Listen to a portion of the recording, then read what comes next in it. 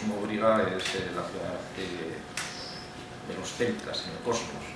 No en vano, cualquier persona puede ver que subyace también otros nombres como Dinópolis, la ciudad de los dinosaurios. Y realmente es uno de los modelos que seguimos, quiero decir, en el sentido de cómo la investigación tiene esa proyección social, y es un poco de los objetivos conseguir entrar en esta situación. Hay que pensar y quizás tener una visión de la geoestrategia del Mediterráneo en la mitad del siglo II a.C. para poder entender por qué Ségeda, una ciudad perdida y que actualmente está en el río Perejil, es una localidad de 230 habitantes, dio lugar a que Roma, la grandiosa Roma, desplazara 30.000 hombres para atacarla y cambiar incluso el calendario de la acción de los cónsules, porque si esa tropa salía, se reclutaba en primavera, el inicio de primavera, el enfrentamiento con los celtíberos en estas tierras del interior frías tendría que ser en noviembre, y esas estrategias que luego no siguió Napoleón en el tema de Rusia, pues el tema del frío era un elemento condicionante de primero. El ataque a Ségeda, ahora lo sabemos, era con creces la ciudad más importante del norte de la península. O sea, sería, daros cuenta que si Numancia tiene 7,6 hectáreas, Neápolis de Ampurias tiene 4,5, Sagunto, la Gran Sagunto tiene 11 hectáreas, Ségeda al menos habitada son 17, y el circuito de la ciudad son 42 hectáreas. Es decir, con creces se hizo la ciudad más importante del norte, sería mucho más que la Zaragoza actual, para ponernos en aquel momento.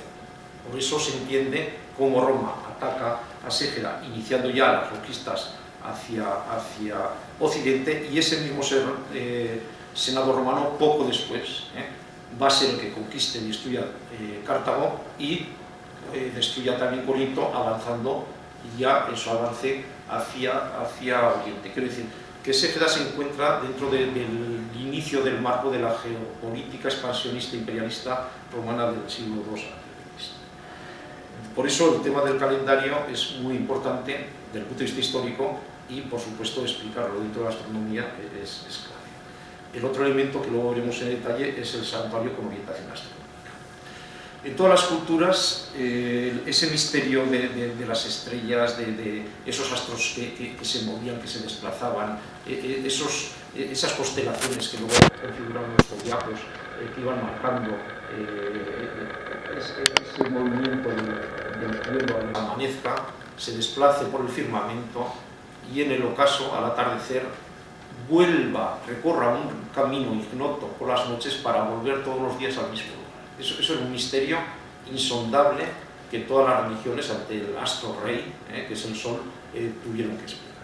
En este sentido, tenemos ya testimonios desde la Edad de Bronce donde el sol y el cosmos toma total importancia, pero los más expresivos quizás sean los monumentos de la Edad del Bronce, donde tenemos el caso de Menga, el sol al amanecer penetra en el equinoccio hasta el interior de la cámara, mostrando que estas grandes construcciones megalíticas del 3000 a.C. están realizadas en razón de este astro rey. Egipto, lógicamente, es también otro de los grandes testimonios. Este es el templo de Amón, pero podríamos ir a Busimbel para ver cómo las orientaciones están hechas en relación con el sol. Pero sobre todo nos trae una información importantísima que a nosotros nos sirve como elemento de referencia. Quiero decir, aquí en las religiones donde tenemos información textual e información gráfica, lo que se nos muestra ya es una forma de interpretar algo tan importante. O sea, ¿cómo? ¿Por qué llueve? ¿De dónde sale el agua? Entonces, en el caso, por ejemplo, del mundo egipcio, pues el agua estaba una de las esferas que rodeaba la tierra, porque lógicamente no se podía entender no solamente las lluvias, sino las grandes precipitaciones, sino esa agua estaba en el cielo. Por eso las barcas solares que llevan a todos los dioses siempre vienen representadas recorriendo Anut, que es la diosa de los egipcios que representaba al cielo, para volver al mundo del inframundo, donde el dios Ra, el dios Sol, tiene que iluminar todas las noches a esos muertos y darles vida. En esa creencia de todas las religiones de un más allá, de una pervivencia de los individuos en el más allá. Entonces, en este sentido, la religión egipcia es totalmente clara. También lo es en el mundo babilónico, donde las constelaciones de Orión pues, se identifica con su gran guerrero Gilgamesh, en este sentido, con esa concepción del mundo que, como siempre, los centros, en este caso, pues era el territorio de Babilonia, alrededor del cual giraba todo. Grecia, que es la cultura con importancia clave que nos va a influir nosotros tomando los babilonios, inicialmente consideraban la tierra plana, consideraban que estaba rodeada totalmente de agua.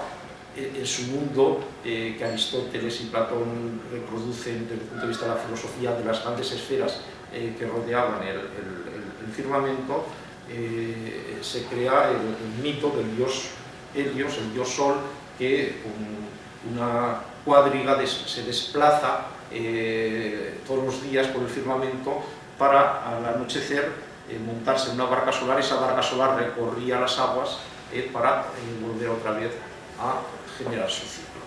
En este sentido, el ámbito de Grecia, y me he querido englosar esto, es muy importante desde el punto de vista de la filosofía, en el sentido de que los primeros razonamientos en lo que va a ser la filosofía a la hora de entender o de plantearse el tema del cosmos vienen en el ámbito griego.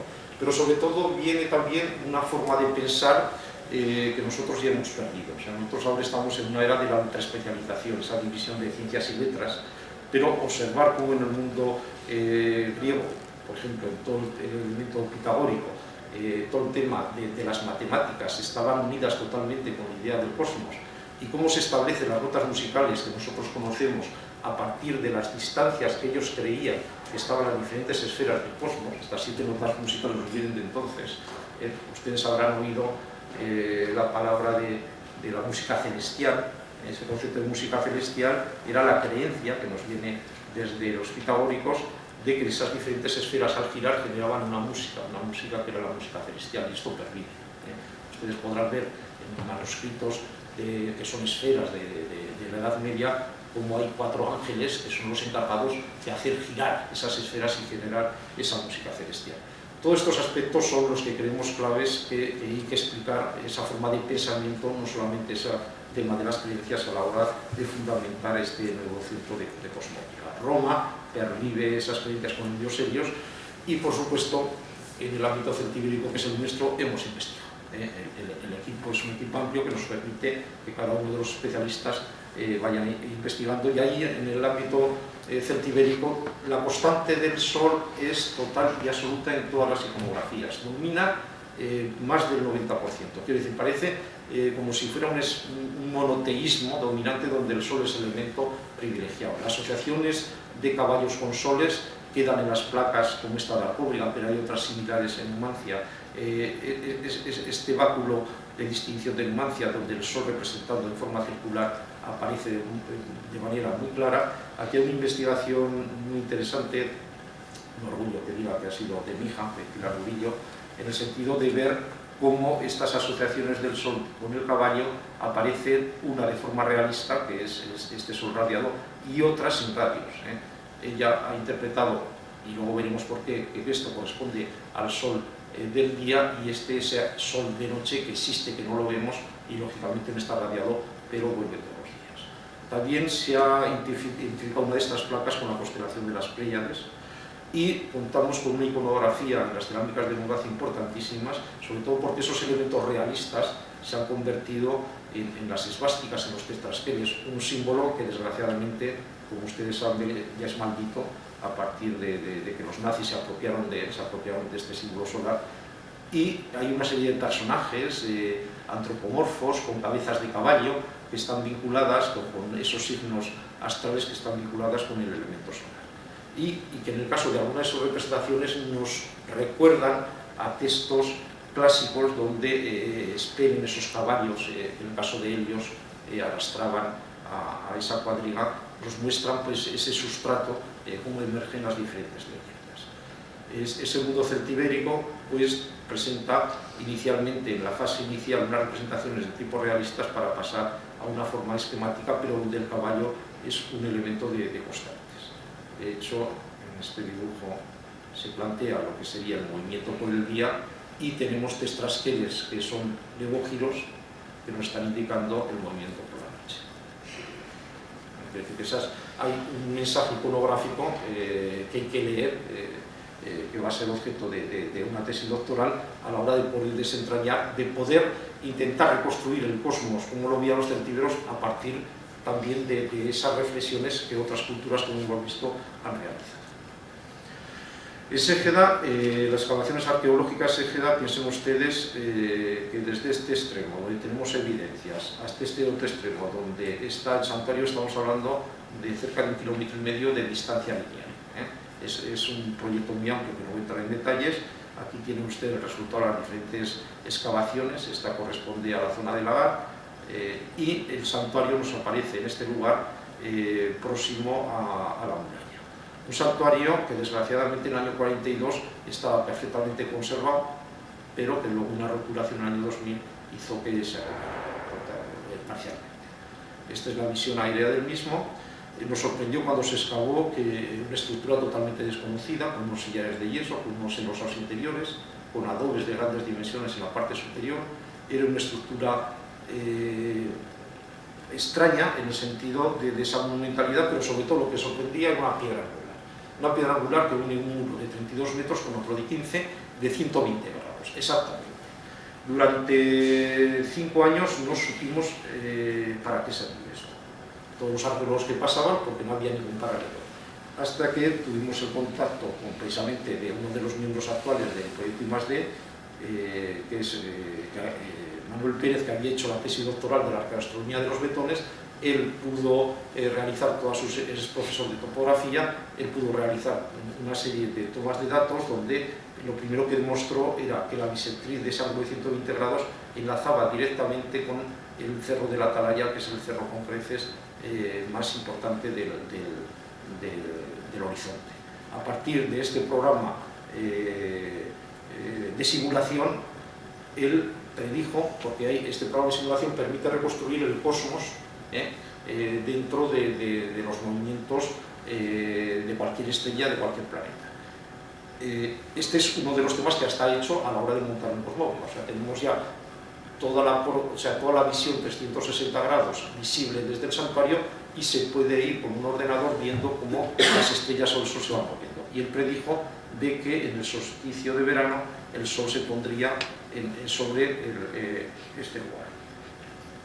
Vio también que uno de los lados estaba orientado hacia el norte y observó cómo estaba esa alineación con esto, y precisamente el día 21 de junio de 1999 asistimos a esta foto que fue calificada por un medio de comunicación como el Stonehenge aragonés.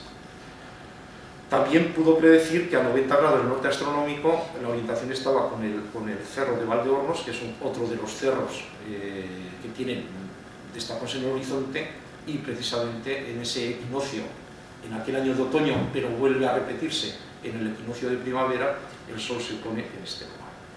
Pero lo importante, porque esto es algo empírico, o sea, una persona, aunque es una cosa excepcional, porque desde un punto ver dos elementos de alineaciones es algo que lleva su trabajo, y des en cuenta ustedes que la mayoría de los monumentos solamente tienen una línea de orientación.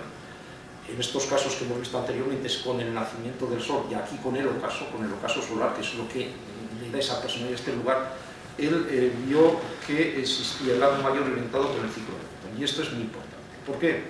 Porque nos está hablando de unas corrientes científicas desde el punto de vista astronómico que están llegando a Ségeda. Quiero decir que igual que en Ségeda hemos encontrado una casa de planta helenística de 300 metros cuadrados con un estrígilo, o sea, con el mismo sistema de limpieza que utilizaban en el Mediterráneo, esos elementos los estamos marcando en lo que se llama el ciclo de Metón. ¿Qué es el ciclo de Metón?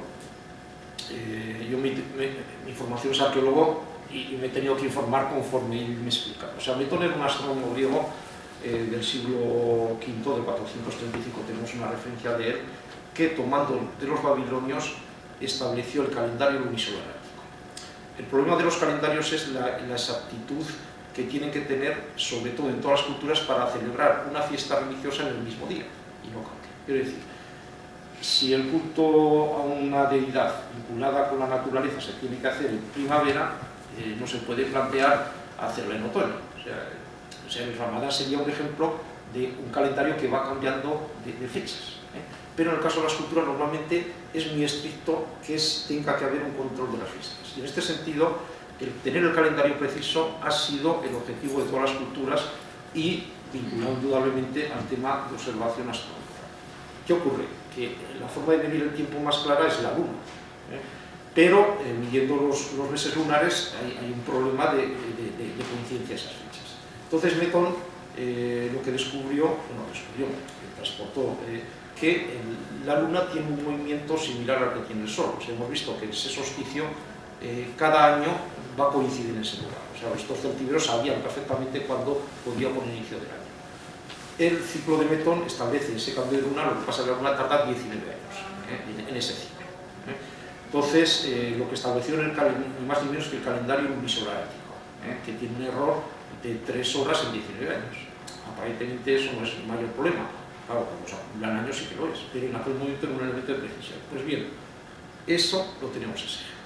Es decir, que no solamente nos llega esas casas, esa forma de vivir a lo mediterráneo, no solamente nos llegan ánforas de vino itálico, no solamente nos llegan ánforas de garum desde Cádiz, sino que nos está llegando algo tan importante en conocimientos astronómicos como corresponde al ciclo de Meton. De hecho, en síntesis, esa piedra angular se establece con todas estas posibilidades increíbles. Hay aspectos que, desde el punto de vista didáctico, y estos serán de los ejercicios que plantearemos en el tema escolar, es algo aparentemente tan sencillo como decir, ¿cómo se hace un ángulo de 120 grados? Pues claro, si como lo explican es sencillo, pero lógicamente eso está implicando que el señor picapedrero de Ségeda, cuando le encarga para este templo construir una piedra, un sillar tallado con un ángulo de 120 grados, necesita unos conocimientos de geometría, obviamente. ¿Cuál es la peculiaridad del santuario de Ségeda? Pues que toda la sacralidad que conocemos en todo el ámbito del Mediterráneo y en todas las culturas, los elementos dominantes son construcciones techadas donde la deidad se encuentra dentro de esos lugares, de esos templos. El santuario de Ségeda está construido en horizontal, estamos hablando de 400 metros de una escultura monumental, sin ningún elemento vertical, porque la deidad está viva. O sea, la deidad es el Sol en su pleno movimiento. Entonces, en este sentido, es la gran peculiaridad única que nos ofrece el santuario de Ségeda.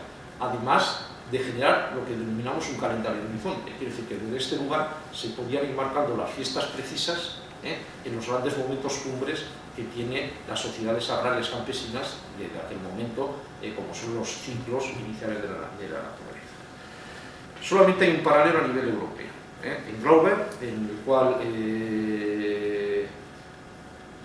yo me desplacé a ese punto tengo la suerte de que mi mujer conduce la caravana de la casa y nos hemos ido recorriendo todos estos lugares, es proceso.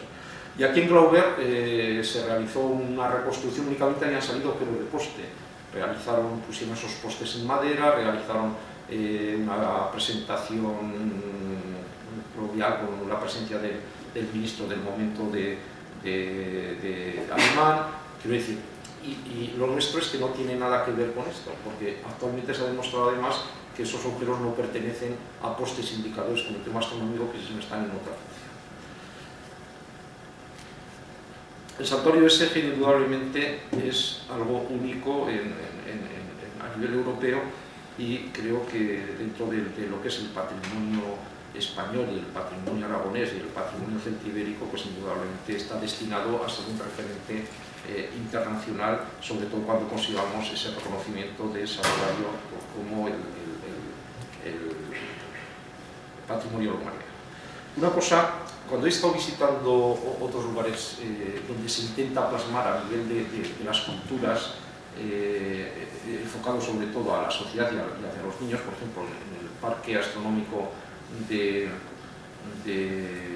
Granada, donde han hecho unas reconstrucciones muy interesantes para ver el tema de movimientos del Sol y para que la gente lo pueda entender. Yo les comentaba, digo, mira, nosotros tenemos lo mismo, pero hecho en piedra ya hace 2200 años. Y lo interesante es poder ver, cuando se visitan estos lugares, se observa cómo se está vinculado con el ciclo agrario, que ahora lo veremos. Uno de los últimos descubrimientos, que fue del año pasado, es la existencia de un gran foso delante de ese santuario. Ahí tienen ahora ustedes lo que es la visión general del mismo. En esta zona de aquí se destruyó hace muchísimo tiempo y parece que puede tener dos grandes caminos de entrada, que son de 4 metros de anchura. Piensen ustedes que todo esto son 30 y tantos metros. Y una de las investigaciones que tenemos que culminar es ver las huellas que existen en esta zona, porque las piedras aquí han desaparecido, porque podemos encontrarnos con otras dos piedras angulares dentro de esta construcción tan extraña. Se han hecho diferentes elementos de... Pues estos son los equipos de trabajo, es decir, este es el escáner láser 3D, que es el de Rainto, que es de la Politécnica de Ávila, que está en el proyecto I+D. Es decir, podemos hacer gratis, aplicar unas nuevas tecnologías o utilización de cuadracópter para sacar las fotos aéreas, y el último estudio que hemos hecho ha sido con la Universidad de Granada para un tema muy importante. Y que viendo la última exposición en Barcelona sobre Babilonia, me di cuenta de que realmente las hipótesis pueden ser fundadas. En muchas de las culturas, cuando se realiza o se construye un edificio de tal magnitud, siempre hay un elemento de dedicación. Está dedicado a la deidad, o se hace un deseo, o se está vinculado con un ancestro. Entonces, una de las preguntas que yo planteé es: los ejidenses, cuando construyeron este movimiento, hicieron algo, dejaron un depósito, hubo una dedicatoria, se plasmó de alguna forma. Indudablemente no podemos levantar las toneladas de piedra, y planteamos pues una estrategia de prospección utilizando medios eléctricos, medios de georradar y medios magnéticos. Y en este sentido el georradar ha sido muy sorprendente. Muy sorprendente, lo van a ver ustedes ahora. Esto es el estudio que presentamos al Congreso de Eslovenia últimamente, en el sentido de poder ver las estructuras, pero sobre todo la existencia de una cavidad a 1,80 de profundidad en un punto determinado. Esa cavidad, curiosamente, desde el punto de vista de la prospección magnética, aparece asociada también a la presencia o de hierros o de cerámicas, por la concentración. Entonces ahí tenemos nuestro gran secreto guardado. Es un punto determinado que no se abrirá hasta el momento que tengamos un reconocimiento internacional del santuario, haya suficientes expectativas para que este descubrimiento a nivel mundial pueda tener similar repercusión que cualquier descubrimiento que se hace en una tumba egipcia. Esto es nuestra cápsula del tiempo de hace 2200 años, guardada para un futuro, que es cuando Cosmóbriga ya sea una entidad y tenga su predicamento. En ese momento veremos cómo se enfoca este gran descubrimiento.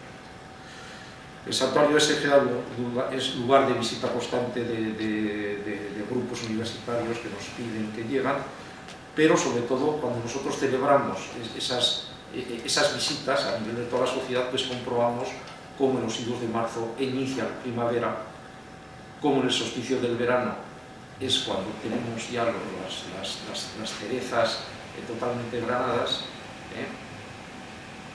como en el equinoccio de otoño empieza el otoño y podemos comer ya las almendras, o podemos ya ver como la uva. Quiero decir que una de las cosas importantes que se ve cuando se visita el santuario de Ségeda es cómo el ciclo agrario está totalmente integrado dentro de este monumento totalmente excepcional. Pero hay otro aspecto que es importante. Quiero decir, dentro del proyecto Ségeda, como antes señalaba, hemos ido desarrollando esa línea de Ségeda didáctica. Llevamos 7 años en ella, trabajando con niños de diferentes institutos. Este año además toca Teruel. En este caso, gracias a la ayuda de Puig Segurado, en la fiesta de los Idus, de Marzo en Mara, que está declarada de interés turístico por el Gobierno de Aragón del 2010, hemos reconstruido esa cosmogonía que, o sea, primero se visita el santuario y luego se hace una representación que está realizada por los alumnos de institutos. Han pasado de Calatayud, el año pasado de Cabañas de Almunia, y este año se va a hacer por el segundo de Chomón y Vega del Turia de Teruel. Y en este sentido se hace una reconstrucción de toda esa mitología de esos hombres caballos, de una serie de danzas rituales vinculadas con los ciclos, que es una reconstrucción actual, una reinterpretación actual de esos ritos desaparecidos, el tema del rito al presente, ese monstruo que devora el sol para devolverlo por el día, y ese diablo del sol. En suma, la importancia que tiene este proyecto es que lo hemos hecho un proyecto vivo que está integrado ya en las fiestas y ya con identidad de la localidad de Mara vinculada a Consejera. Por las noches se hace una hoguera donde se quema ese hombre caballo, que es la representación de la deidad solar entre los celtíberos, y ese proyecto de Secretaría Didáctica y a cabo ya pues, se encuadra con cantidad de actividades que hemos hecho desde esos años, donde se vinculan a los niños a hacerles valorar toda esa importancia que tiene la cultura celtibérica, el tema de gastronomía con el Instituto de Zauril de Ateca, o la presencia que tuvimos en Aragón Educa en el 2009, donde desembarcamos con total éxito con 50 niños que nos soltaban en un autocar, los distribuíamos en 4 talleres de gastronomía, de cerámica, de escritura, de acuñación de monedas, es decir, de todos estos elementos que es el bagaje y experiencia que tenemos a la hora de orientarnos al tema didáctico vivo. En este sentido, pues este lagar que tenemos en Ségeda pues ha sido objeto de vendimia, y donde los niños los vestimos de celtíberos, pisan las uvas, se ponen de mosto, iba a decir ciegos, pero no es la palabra, y la verdad que se genera algo para nosotros muy importante en esto, es no solamente que ellos valoren y lo vivan y lo sientan, esa actividad como algo ya milenario que remonta, sino sobre todo que aprendan a valorar su modo de vida actual. Esto es, muchos de ellos van a ser agricultores, y que tengan ese orgullo de decir, es que no estamos haciendo una labor actual, sino que estamos haciendo algo que tiene sus raíces en hace 2200 años. Eso es lo que pretendemos con Cosmoria, es decir, que todas estas experiencias nos queden marcadas en los niños, que les marque un elemento de referencia y de comprensión de todos estos temas. De hecho, pues Copérnico y Galileo pues serán el momento final de este curso. Y muchas gracias por su atención.